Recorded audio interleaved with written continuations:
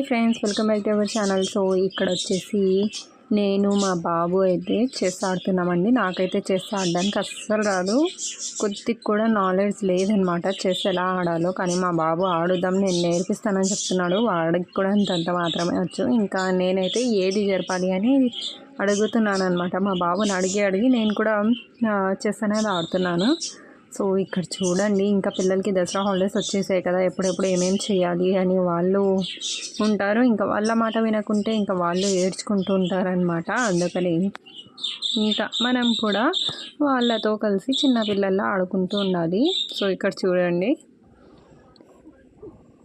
And మీలో ఎంతమందికి chess ఆడడం వచ్చో నాకు కింద కామెంట్ చేయండి. నాకు చెస్ అస్సలు రాదు, కానీ స్నేక్ అండ్ లెడర్ అయితే బాగా వస్తుంది. లూడో, స్నేక్ అండ్ లెడర్ ఇలాంటివి అయితే వచ్చండి. అప్పట్లో ఇలాంటివి కూడా ఉండేటివి కదా, కానీ చెస్ ఉండేది కానీ నాకు అస్సలు రాదనమాట.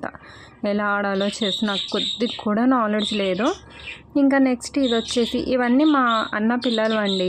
ఇవన్నీ ఇంకా చెస్ బోర్డు అంట, ఇది మ్యాప్ అంట మా అన్న పిల్లలవి. సో ఇక్కడ వచ్చేసాం కాబట్టి ఇంకా తీసుకొని టైంపాస్ అయితే చేసుకుంటున్నాడు. ఇది వచ్చేసి మ్యాప్ అండి. ప్రతి ఒక్క పిల్లలకి అయితే చాలా యూజ్ అవుతుందండి. నేను లింక్ కావాల్సింటే నాకు కింద లింక్ అని కామెంట్ చేయండి, నేను కమ్యూనిటీ పోస్ట్లో ఇస్తాను. సో చాలా చాలా యూజ్ అవుతుంది. ఇది వచ్చేసి మన ఇండియా మ్యాప్ అనమాట. సో ఇది ఒక పజిల్ లాగా అయితే ఉంటుంది, సెట్ చేయాలన్నమాట దీన్ని. ఇక్కడ చూస్తున్నారు కదా, మా బాబు అయితే సెట్ చేస్తున్నాడు.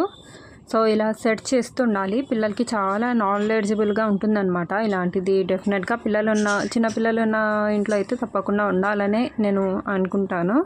సో చాలా బాగుందండి. అండ్ ప్రైస్ ఏంటో నాకు తెలియదు, కానీ ఒకవేళ మీకు కావాల్సింటే లింక్ అని కామెంట్ చేయండి, నేనైతే మీకు కమ్యూనిటీ పోస్ట్లో ఇచ్చేస్తాను, ఓకేనా. సో ఇక్కడ చూడండి, మా బాబు అయితే మొత్తం సెట్ చేస్తున్నాడు. సో ఇలాంటివి ఆన్లైన్లో కూడా ఇప్పుడు అవైలబుల్గా ఉన్నాయి కదా, చిన్నపిల్లలకి యూజ్ అయ్యేది, అలాగే జనరల్ నాలెడ్జ్ పెంచేది, ఇలాంటివి పజల్స్ అనమాట. గేమ్స్ లాగా వచ్చేస్తున్నాయి అనమాట. మన టైంలో అయితే ఇలాంటివి లేవు, కానీ ఇప్పుడు ప్రతి ఒక్కటి ఆటలు ఆడుకుంటూ పిల్లలు అయితే చదువుకోగలరనమాట. అన్నీ తెలుసుకోగలరు, అలా ఉన్నాయన్నమాట. సో ఇంకా ఇక్కడ చెస్ అయిపోయిన తర్వాత నేను మా బాబు కలిసి స్నేక్ అండ్ లెడర్ ఆడేసాము, లూడో ఆడేసాము. ఆ తర్వాత ఇంకా మా బాబు వచ్చేసి ఇంకా చాలా మమ్మీ నాకు బోర్ కొట్టేసింది, నేను మ్యాప్ అయితే సెట్ చేస్తానని పజల్ సెట్ చేస్తున్నాడు అనమాట. ఒక 3-4 టైమ్స్ అయితే సెట్ చేశాడు. ఆ తర్వాత ఇది కూడా బోర్ కొట్టేసింది.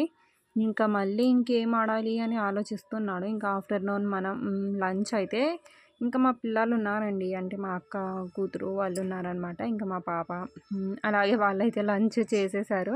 సో ఇంకా నేనైతే దొండకాయ ఫ్రై చేస్తున్నాను. సో ఇక్కడ చూడండి, దొండకాయ మీకు రెసిపీ కూడా చెప్తాను. కొద్దిగా ఆయిల్ వేసుకోవాలి. సో ఇక్కడ చూస్తున్నారా, ఈ విధంగా అయితే దొండకాయలను కట్ చేసుకోవాలి. ఆయిల్ వేడైన తర్వాత దొండకాయలన్నీ వేసేసుకొని అందులో కొద్దిగా పసుపు అలాగే ఉప్పు వేసుకొని బాగా ఫ్రై చేసుకోవాలన్నమాట. ఇంకా అవి కొద్దిగా దగ్గరగా అవుతాయి, అలాగే కొద్దిగా క్రిస్పీగా అయ్యేంత వరకు ఫ్రై చేసుకోవాలి. సో ఇక్కడ రెసిపీ కూడా చూసేయండి. ఉప్పు పసుపు వేయడం వల్ల తొందరగా వేగిపోతాయి, అంత తొందరగా ఫ్రై అయిపోతాయి దొండకాయలు. అండ్ దీన్ని మధ్య మధ్యలో మిక్స్ చేస్తూ ఉండాలి. అలాగే వదిలిపెట్టేస్తే ఇంకా కింద మాడిపోతాయి అన్నమాట. సో హై ఫ్లేమ్లో పెట్టేసుకోవద్దండి, జస్ట్ మీడియం ఫ్లేమ్లో పెట్టేసుకొని మధ్య మధ్యలో మిక్స్ చేస్తూ ఉండాలి. సో ఇక్కడ చూడండి, ఇంకా పచ్చి మిరపకాయ పప్పు అయితే చేశారు, అలాగే రైస్, ఇంకా దాంట్లోకి వచ్చేసి దొండకాయ వేపుడు అనమాట. మీకు దొండకాయలో ఏ రెసిపీ అంటే ఇష్టం, దొండకాయతో చేసిన రెసిపీలో కింద కామెంట్ చేయండి. సో ఇక్కడ చూడండి, ఈ స్టేజ్లో వచ్చిన తర్వాత ఇందులో కారం పొడి వేసేసుకోవాలి. కారం పొడి వేసేసుకొని కూడా ఒక 2-3 మినిట్స్ అలాగా ఫ్రై చేసుకోవాలి. ఫ్రై చేసుకొని అంటే మిక్స్ చేస్తూ ఉండాలన్నమాట. ఆ తర్వాత ఇలా ప్లేట్ పెట్టేసి 1 మినిట్ వరకు లో ఫ్లేమ్లో పెట్టేసి గ్యాస్ స్టవ్ ఆఫ్ చేస్తే దొండకాయ ఫ్రై అయితే ఈజీగా రెడీ అయిపోతుంది. ఇంకా నెక్స్ట్ ఇక్కడ వచ్చేసి పిజ్జా అయితే చేస్తున్నాను. సో పిజ్జా ఇది పూర్తి రెసిపీ అయితే పెట్టలేదు, ఆల్రెడీ మన ఛానల్లో ఉంది. కావాలనుకుంటే ఒకసారి విజిట్ చేసి చూసేవచ్చు, ఓకేనా. ఇక్కడ నాకు చేస్తుంటాను కాబట్టి ఇలానే వేసేస్తున్నాను అనమాట, మెజరింగ్ లేకుండా.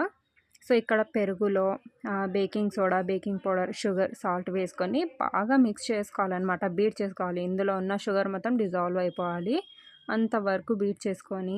అంటే ఇక్కడ వితౌట్ ఈస్ట్ అయితే నేను చేస్తున్నాను, ఈస్ట్ తెచ్చుకోలేదండి ఇంటి నుంచి.